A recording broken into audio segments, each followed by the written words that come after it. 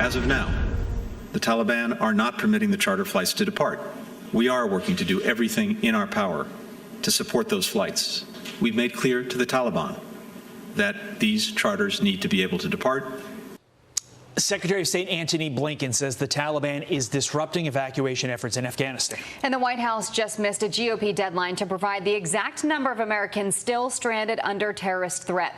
Here to react, Florida Congressman Byron Donalds. Congressman, good to see you. The latest news is now, reportedly anyway, the Taliban says they're going to let 200 Americans and others leave Afghanistan. Two-part question. Number one, why do we believe anything the Taliban is saying unless we see it to come true? Number two, wasn't this the threat all along when we left and left it to Taliban rule? Of course this was the threat, and we should never listen to the Taliban at all. This all could have been avoided, and I think, frankly, everybody knows this at this point. We never should have left Americans behind. We never should have left green card holders behind. We never should have left our interpreters and people who helped us on the ground behind. We should have stayed until the job was done.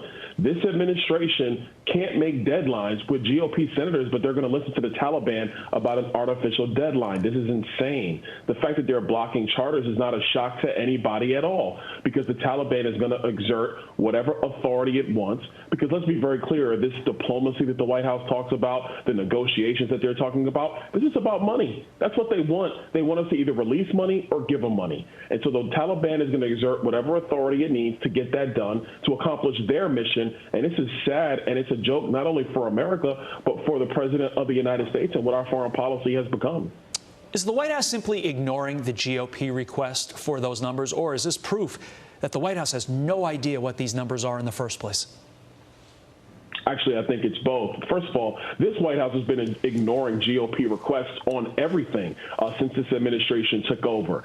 They're the least transparent administration I think we frankly have ever seen in our country. There's been letters coming from us talking about everything from immigration to PPP loans. They don't respond, so I'm not really shocked at all that they're not responding to this. But on a much broader point, I don't think they really know how many Americans are left over there. So there's always this guessing game with big round numbers to think that they're providing information frankly to reporters, but really they don't have the concrete number themselves. I want to go back to something you said about a minute ago. You said this is all about money, and that argument is certainly fair. The question, though, is kind of like the domino effect. When you give an inch, you take a mile. If they get what they're looking for, then what are they looking for next? You know, it just seems like, and I don't know, tell me if you see it any other way, it seems like this never-ending cycle. When you give them even one little thing that they want, that's never going to be enough.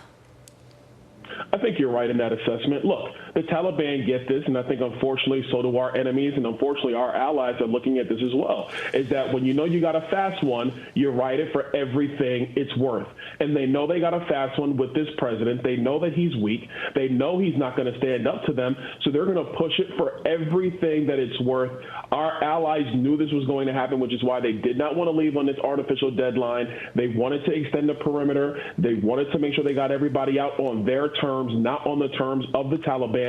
And our enemies are watching this, and they're making plans accordingly. But, Congressman, we were promised by Antony Blinken, staying with the money for a moment, that we had financial leverage over the Taliban. Appears in this case, we don't have any leverage.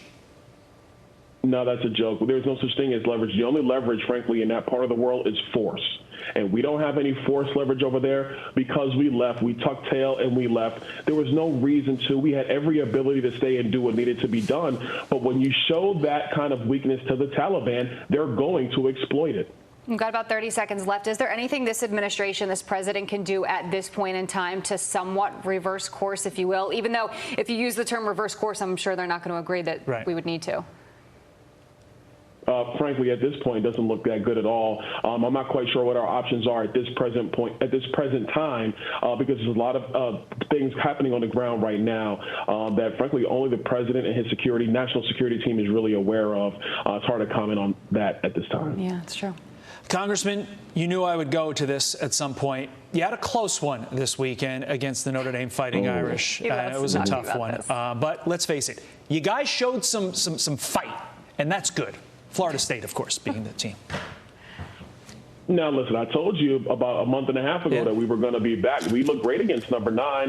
You know, field goal kicking happens sometimes in the dope, but trust me, we'll be there. All right. You heard it from the Congressman. Congressman, thank you. Have a good day.